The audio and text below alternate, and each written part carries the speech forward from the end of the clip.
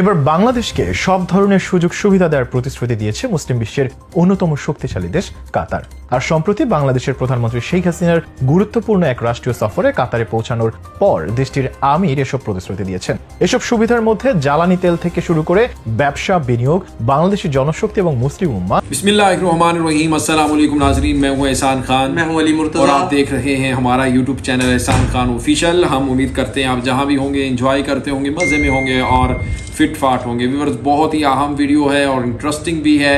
आपको बताएं कि बांग्लादेश की जनाब कतर के साथ एक बड़ी डील के बारे में ये वीडियो है कि कतर जनाब बांग्लादेश को 20 साल तक गैस देता रहेगा और गैस भी बहुत ही चीप रेट पर देता है रहेगा और तकरीबन पर केजी का हिसाब लगाएं तो $6 पड़ेगा। जी, तकरीबन बांग्लादेश को उन्होंने डील किया है कि $6 में आपको हम जो है वो गैस पर केजी देंगे, लेकिन जो इंटरनेशनल मार्केट है उसमें तो अभी भी बहुत ज़्यादा हाई रेट चल रहा है। तो इस वजह से बांग्लादेश ने सोचा कि क्यों ना हम वहाँ से इंटरनेशनल मार्केट से खरीदने की बजाय कतर के साथ डील कर रहे हैं, और कतर के साथ डील किया है तो बांग्लादेश को बहुत बड़ा बेनिफिट होने जा रहा है। उन्होंने कहा कि चाहे $100 ओपन मार्केट में, इंटरनेशनल मार्केट में हो जाए रेट गैस का, लेकिन हम आपको $6 ही रेट देंगे। चाहे बाहर जो मर्जी रेट चले, आपको 20 साल तक, जब तक आप एक रिच कंट्री की लिस्ट में शामिल नहीं हो जाते, 2040 तक, मतलब 2042-43 के करीब तक, तकरीबन 20 साल उन्होंने जो एग्रीमेंट किया है कि आपको गैस देंगे हम। और बांग्लादेश के पास उसके बाद बहुत सारे ज़खायर भी तो है ना। अच्छा, उसके बाद उन्होंने एक और भी बात की है जी। वो कह रहे हैं कि जब हमें लेबर की ज़रूरत होगी, सबसे पहले हम फर्स्ट प्रायोरिटी के तौर पर बांग्लादेश के वर्कर लेंगे। जी बिल्कुल, यानी हम बांग्लादेश से ही लोग लेंगे सबसे पहले, किसी और से नहीं लेंगे।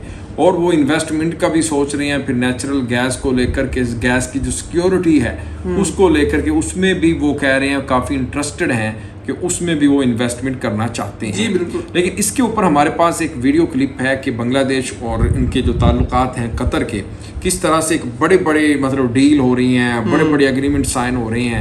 तो पहले हम वीडियो देखें। जी, पहले हम वीडियो देखते हैं, फिर इसके ऊपर हम बात करेंगे। वीडियो को देखने से पहले अगर अभी तक आपने हमारे यूट्यूब चैनल एहसान खान ऑफिशियल को सब्सक्राइब नहीं किया तो इसे जल्दी से सब्सक्राइब कर दें, बेल आइकन भी प्रेस कर दें, वीडियो को लाइक भी किया करें और कमेंट सेक्शन में आप अपने फीडबैक से हमें आगाह भी किया करें। तो वीडियो देखते हैं 3, 2, 1 एंड क्यू। এবার বাংলাদেশকে সব ধরনের সুযোগ সুবিধা দেওয়ার প্রতিশ্রুতি দিয়েছে মুসলিম বিশ্বের অন্যতম শক্তিশালী দেশ কাতার।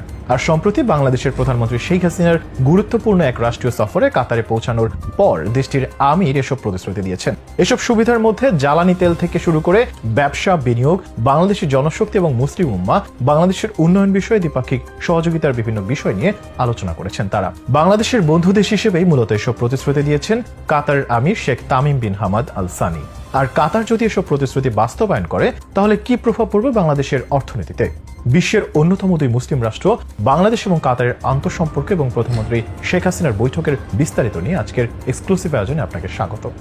মুসলিম বিশ্বের অন্যতম গুরুত্বপূর্ণ এক দেশের নাম কাতার। মধ্যপ্রাচ্যের এই দেশটির যেমন রয়েছে জ্বালানি তেলের প্রাচুর্য, তেমনি বিশ্বের প্রায় উল্লেখযোগ্য প্রাকৃতিক গ্যাসের মজুদ রয়েছে দেশটিতে। পাশাপাশি জনশক্তি আমদানিতে বাংলাদেশের অন্যতম বিশ্বস্ত দেশ হিসেবেও পরিচিত কাতার। আর সম্প্রতি বাংলাদেশের প্রধানমন্ত্রী শেখ হাসিনার গুরুত্বপূর্ণ এক রাষ্ট্রীয় সফরে যেন তা আরো স্পষ্ট হয়েছে। কাতারের আমিরের সাথে সাক্ষাতে উঠে এসেছে নানা আলোচনা। জ্বালানি, বাণিজ্য, ব্যবসা, বিনিয়োগ সহ বিভিন্ন বিষয়ে বাংলাদেশের অর্থনীতিতে সহযোগিতার হাত বাড়াবে বলে জানিয়েছে কাতারের আমির। গত 24 মে প্রধানমন্ত্রী শেখ হাসিনার সাথে সাক্ষাতে তিনি এই প্রতিশ্রুতি দেন। বৈঠকে জ্বালানি, ব্যবসা ও বিনিয়োগ এবং বাংলাদেশি জনশক্তি এবং মুসলিম উম্মাহ, বাংলাদেশের উন্নয়ন বিষয়ে দ্বিপাক্ষিক সহযোগিতার বিভিন্ন বিষয় নিয়ে আলোচনা করা হয়েছে। বৈঠকটি অত্যন্ত উষ্ণ পরিবেশে অনুষ্ঠিত হয়েছে বলে এক প্রেস ব্রিফিং এ জানান পররাষ্ট্রমন্ত্রী ডক্টর এ.কে. আব্দুল মোমেন। বৈঠকে জ্বালানি সম্পর্কে কাতারের আমির জানিয়েছেন, কাতার থেকে বাংলাদেশে আরো বেশি পরিমাণে জ্বালানি সরবরাহের বিষয়ে নতুন চুক্তি স্বাক্ষরের আলোচনা কয়েক মাস ধরে বিবেচনাধীন রয়েছে। আমি আমির হিসেবে আপনাকে প্রতিশ্রুতি দিয়েছি যে বন্ধু দেশ হওয়ায় আমি আপনাকে সব ধরনের সুযোগ সুবিধা দেব। ডক্টর মোমেনের মতে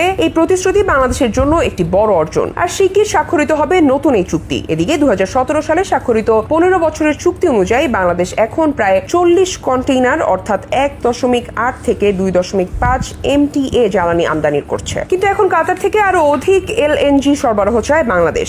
শেখ হাসিনার নেতৃত্বের প্রশংসা করে কাতারের আমির জানিয়েছেন, একসময় কাতার জানতো একটি দুর্যোগ ও দারিদ্র্য পীড়িত দেশ বাংলাদেশ, কিন্তু শেখ হাসিনার ক্ষমতায় এসে বাংলাদেশের খাদ্য ঘাটতি দূর করেছে। করেছেন। এই প্রসঙ্গে প্রধানমন্ত্রী শেখ হাসিনা কাতারের আমিরের উদ্দেশ্যে বলেন, তার সরকার গত 14.5 বছরে দারিদ্র্যের হার 41% থেকে 18.5% এবং চরম দারিদ্র্যের হার 25% থেকে 5.6% নামিয়ে এনেছেন। বাংলাদেশকে একটি উন্নত দেশে পরিণত করাই একমাত্র লক্ষ্য জানিয়ে প্রধানমন্ত্রী বলেন, আমরা কিছুটা এগিয়েছি, কিন্তু আমার কাজ শেষ হয়নি। আমি আরো কাজ করতে চাই, কিন্তু আমি একা তা করতে পারবো না। আমি আপনার সাহায্য চাই। আমার আরো বিনিয়োগ দরকার। আমি আমার দেশকে বিনিয়োগের জন্য খুলে দিয়েছি। আপনি পারস্পরিক সুবিধার জন্য বিনিয়োগের ক্ষেত্রে এগিয়ে আসতে পারেন। এছাড়া কাতারের আমিরকে এই বছরের মধ্যে সম্ভব হলে বাংলাদেশ সফরের আমন্ত্রণ জানান প্রধানমন্ত্রী। জবাবে Sheikh Tamim bin Hamad Al Thani বলেন, তিনি অবশ্যই বাংলাদেশ সফর করবেন এবং এটি এই বছরের মধ্যেই হবে। এছাড়া মুসলিম উম্মাহ প্রসঙ্গে প্রধানমন্ত্রী বলেন, মুসলিম দেশগুলো কোনো ক্ষেত্রে তুচ্ছ বিষয়ে বিবাদে জড়িয়ে পড়ে, যা মুসলিম উম্মার ঐক্যের জন্য অন্তরায়। তাই এই বিষয়ে কাতারের আমিরকে বিশ্ব মুসলিম সম্প্রদায়ের উন্নয়নে মুসলিম উম্মার ঐক্যের জন্য কাজ করার অনুরোধ জানান তিনি। পাশাপাশি কাতারে বাংলাদেশি শ্রমিকদের চাকরি হারানোর আশঙ্কা সম্পর্কে দেশটির আমির জানান,